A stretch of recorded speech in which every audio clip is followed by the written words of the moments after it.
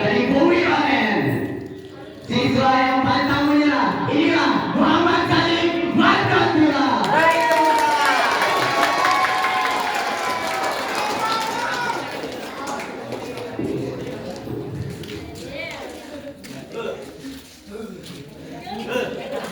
Assalamualaikum warahmatullahi wabarakatuh.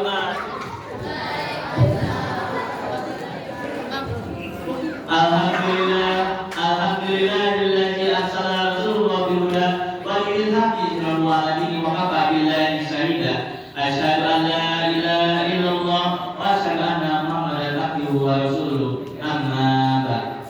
Segala puja puji seluruh hanya bagi Allah dan semesta alam. Salawat berkat karunia dan ridhonya kita bisa berkumpul di acara ini. Salawat dan salam semoga selalu ditujukan kepada baginda akhir zaman, yakni Nabi Muhammad Sallallahu Alaihi Wasallam, pada keluarganya, kepada sahabatnya, dan kepada kita semua umat-umat akhir zaman. Pada bapak ibu guru yang terhormat, pada wali-wali murid yang terhormat, pada teman-teman yang saya banggakan, izinkanlah saya berdiri di sini untuk berpidato pada kedua kata. Allah Subhanahu wa taala berfirman, "Kullu nafsin dha'iqatul maut." Setiap yang bernyawa pasti akan merasakan kematian. Yang namanya kematian itu ada, tidak ada yang tahu kecuali Allah Subhanahu wa taala. Karena begitu, kita semua sebagai hamba Allah yang beriman harus mempersiapkan kematian kita dengan sebaik-baiknya. Karena dengan sebaik-baiknya, jangan sampai nanti saat kita sudah wafat kita menyesal karena tidak melakukan hal yang baik saat semasa masih di dunia, melainkan melakukan hal yang buruk. Karena yang namanya penyesalan selalu datang di akhir. Seperti dari salah satu kisah dari zaman Nabi. Jadi ceritanya, ketika salah satu seorang sahabat wafat, Nabi Muhammad Sallallahu Alaihi Wasallam mengantarkannya sampai pemakaman, yaitu pemakaman. Rasulullah mengajak ke rumah almarhum, lalu untuk menghibur mereka dan memberi pesan kepada mereka supaya tetap bersabar dan bertawakal dalam menghadapi musibah ini. Lalu Rasulullah bertanya kepada si istri almarhum, apakah sebelum wafat almarhum meninggalkan wasiat? Aku mendengar dia mengatakan sesuatu di dalam perintihan nafasnya yang bersengal-sengal menjelang ajalnya. Ya, istri almarhum, apa yang dia katakan? Tanya Rasulullah. Aku tidak tahu ya Rasulullah, apakah ucapan itu hanyalah rintihan saat menjelang ajalnya, atau karena dasarnya sakaratul maut.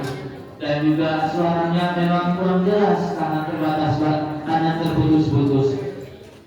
Jawab si istri almarhum. Lalu Rasulullah bertanya lagi, apa yang dia ucapkan? Aku mendengar dia mengatakan, seandainya masih lama lagi, seandainya yang baru, seandainya semuanya. Aku tidak mengerti wahai Rasulullah apa yang dia ucapkan. Lalu Rasulullah menjawab, yang dikatakan suamimu itu tidak salah. Jadi ceritanya,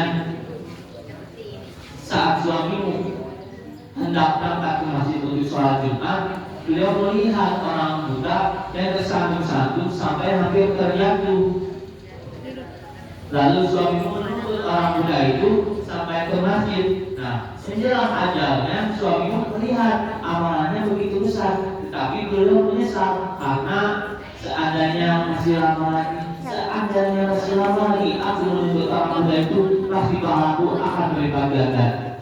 Perkataan yang kedua, seandainya yang baru, maksudnya saat suamimu hendak ke masjid, saat itu udara sangat dingin dan beliau melihat lelaki tua yang menggigil sampai akhirnya kemaki kedinginan.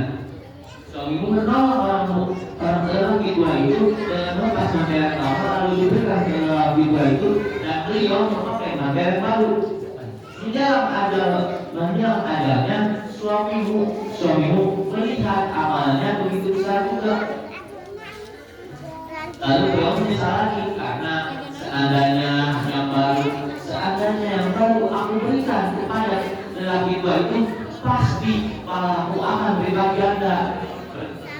Jawab Rasulullah. Lalu apa perkataan yang ketiga? Katanya si istri almarhum. Perkataan ketiga yaitu seandainya semuanya. Jadi hendak ingatlah engkau saat suamimu pulang, beliau sangat kelaparan. Lalu membuat roti untuknya. Ketika hendak dia makan roti itu, beliau melihat seorang musafir yang juga kelaparan. Lalu suamimu membagi dua roti itu dan memberikan separuhnya kepada musafir itu. Akalah adanya menyebut suamimu menyesal lagi karena melihat amalnya begitu besar.